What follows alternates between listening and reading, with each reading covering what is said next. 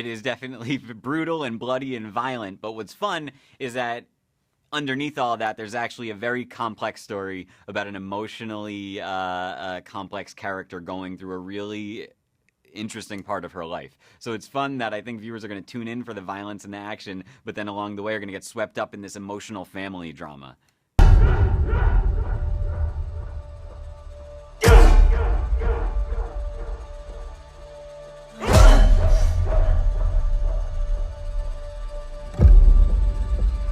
Don't be afraid.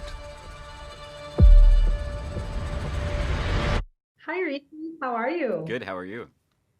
I'm doing fine. Congratulations on Echo. I'm so excited about this show, especially because we have the return of two beloved Marvel characters, Kingpin and Daredevil.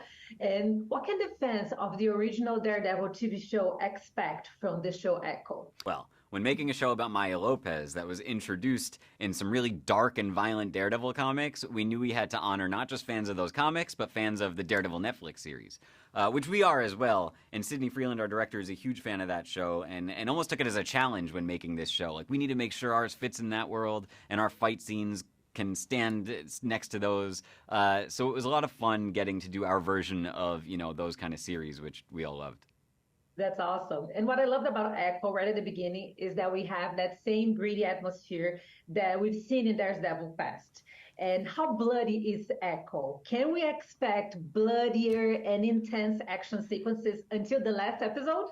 Yes, you can. It is definitely brutal and bloody and violent, but what's fun is that underneath all that, there's actually a very complex story about an emotionally complex character going through a really interesting part of her life. So it's fun that I think viewers are going to tune in for the violence and the action, but then along the way are going to get swept up in this emotional family drama.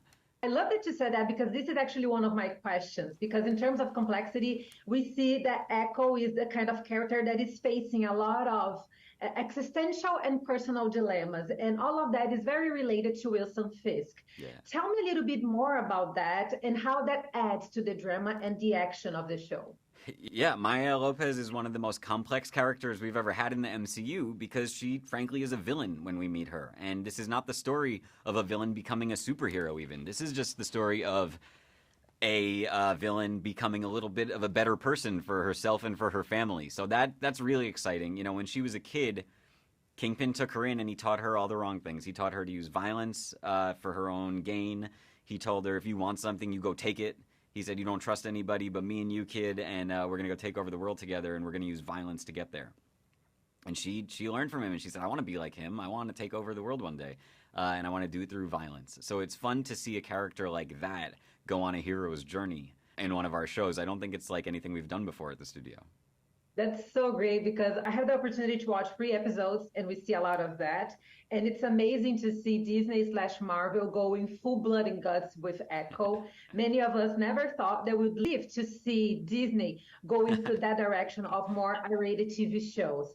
And how was that? I wanted to know how challenging was it to cross that line with Echo?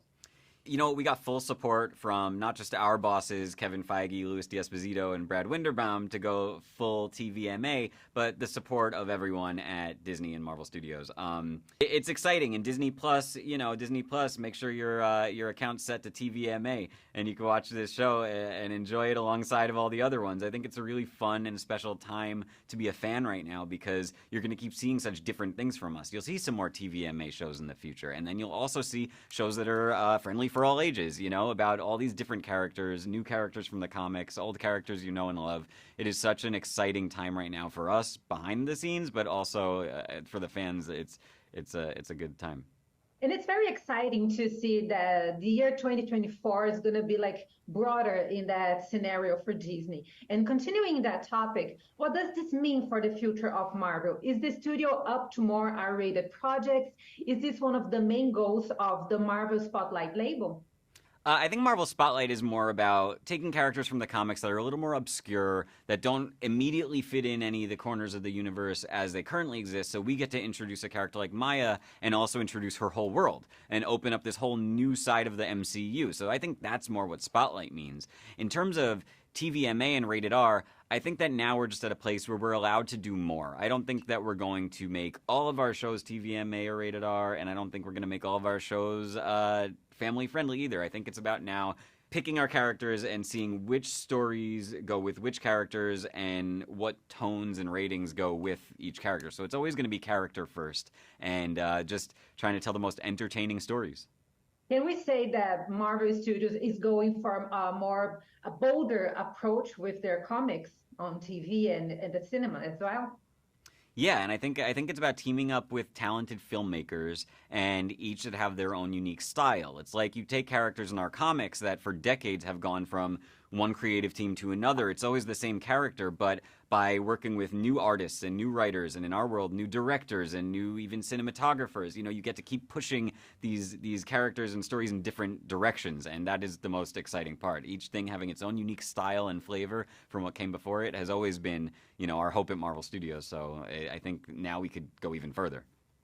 That's so great because in that way we can have all sorts of entertainment for all sorts of people, right? Yeah, exactly. And Charlie Cox and Vincent D'Onofrio are two beloved actors by the Marvel fan base. And obviously everybody's excited to see them coming back at Echo. How involved were they behind the scenes? Were they very important in the decisions you guys were making, not only towards violence, but also towards dramatic, in terms of drama, in terms of narrative? How were they involved in that? Yeah. No, Alakwa and Vincent and Charlie were all great partners on this show. And when you're talking about someone like Vincent D'Onofrio, who's now played Kingpin for years and has become a fan favorite villain in the universe simply because of his performance, it was very important that we were doing everything in lockstep with him. And it was so much fun that we got to show a whole new side of Kingpin, but is definitely the same guy that you know and love. It was really exciting. So we can all expect the same essence that we have seen years before in the Netflix TV show? Yeah, we definitely wanted to just, honor what came before, but now say, oh, you're in the MCU now in a different way. So we're honoring the tone, but doing our own kind of version of it.